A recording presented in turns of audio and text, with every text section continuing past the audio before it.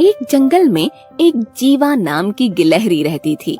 वो बड़ी ही नेक, सीधी सादी और परिश्रमी गिलहरी थी। वो दिन भर अपना भोजन जुटाती और अपने घर की देखभाल करती। वो दूसरों की भी मदद करती थी। उसके दो प्यारे प्यारे बुल्लू और गुल्लू नाम के बच्चे थे।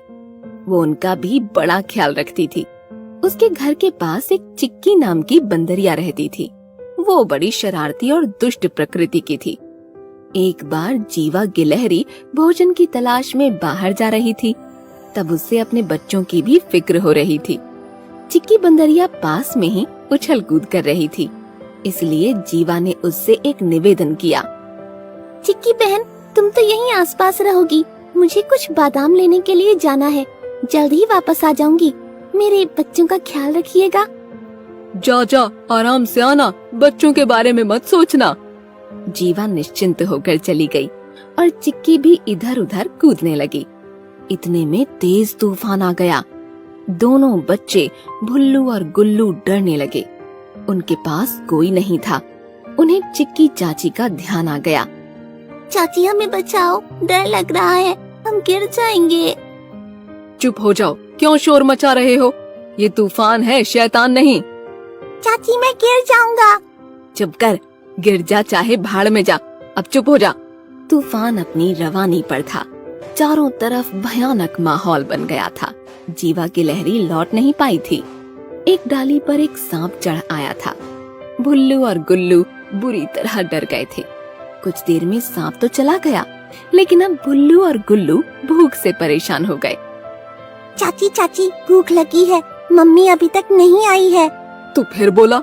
मैंने क्या तुम लोगों का ठेका लिया है? पेट पकड़कर बैठे रहो, लेकिन मुंह से कुछ मत कहो, समझ गए ना? भाई, वो पास में कुछ खाने की चीज पड़ी है, खा लो, भूख कुछ कम हो जाएगी। भैया, तुम्हें भी तो भूख लगी है। मेरी फिक्र मत करो, तुम खा लो। मम्मी आएगी, हमारे लिए खाना लाएगी, तब मैं भी खा लूंगा। बड़े भाई भुल्लू ने छोटे को थोड़ा खाना खाने दिया और स्वयं संतोष करके बैठ गया। बहुत देर के बाद तूफान शांत हो गया और जीवा गिलहरी बच्चों के लिए खाना लेकर आ गई। दोनों बच्चे खाने पर टूट पड़े। उन्होंने अपनी मम्मी से सारा हाल बयां कर दिया।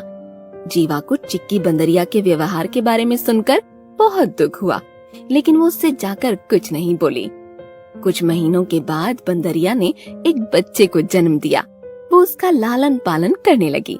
कुछ दिन के बाद चिक्की बीमार हो गई। वो कहीं भी जा आ नहीं पा रही थी। जीवा गिलहरी ने जब उसका हाल देखा तो उसे बड़ी दया आ गई। उसने अपने पास बहुत सारा खाना इकट्ठा किया था। वो खाना और औषधि लेकर चिक्की के पास जाने के लिए जैसे ही तैयार हुई, उसके बच्चे गुल्लू ने टोक दिया। मम्मी, ये क्या कर रही हो?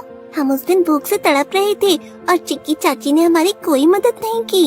हमें चली कटी सुनाई, फिर भी तुम उनकी मदद करना चाहती हो। बेटा, उन्होंने जो किया, क्या हमें भी वही करना चाहिए? नहीं बेटा, कुछ भी हो जाए, हमें हमारा कर्म करना चाहिए। हम उनके पड़ोसी हैं। पड़ोसी का धर्म है कि वह आपत्ति काल में अपने पड़ोसी की मदद करे। मैं अपना धर्म निभा रही हूँ। जीवा खाना और औषधि लेकर चिक्की बंदरिया के पास पहुँच गई। चिक्की बहन, मैंने देखा तुम्हारी तबीयत ठीक नहीं है। तुम दोनों ने कुछ खाना भी नहीं खाया है। मैं तुम्हारे लिए औषधि और दोनों जन के लिए खाना लेकर आई हूँ। जल्दी से दोनों जन खाना खा लो और फिर तुम दवाई खा लो। चिंता मत करो, जल्द ही ठीक हो जाओगी। मेरे पास खाने का भंडार है, मैं रोज तुम्हारे लिए खाना लाऊंगी। जीवा का ये व्यवहार देख चिक्की बंदरिया मन ही मन पछताने लगी। उसे अपने व्यवहार पर बड़ी शर्म आ रही थी। जीवा बहन, मैंने कभी तुम्हारी मदद नहीं की। तुम्हारे बच्चों से भी अच्छा व्यवहार नहीं किया। कठिन परिस्थिति में भी साथ नहीं दिया, लेकिन तुमने उसके बदले मेरी इतनी मदद की कि मैं शर्म से गड़ी जा रही हूँ। मुझे क्षमा कर दो। चिक्की बहन, पिछली बातों को भूल जाओ। अब हम सब मिलजुल कर रहेंगे और एक दूसरे की हमेशा मदद करेंगे। इस कहानी से हमें ये सीख मिलती है कि हमें सारे बैर भाव भूलकर सदैव एक दूसरे की मदद करनी चाहिए।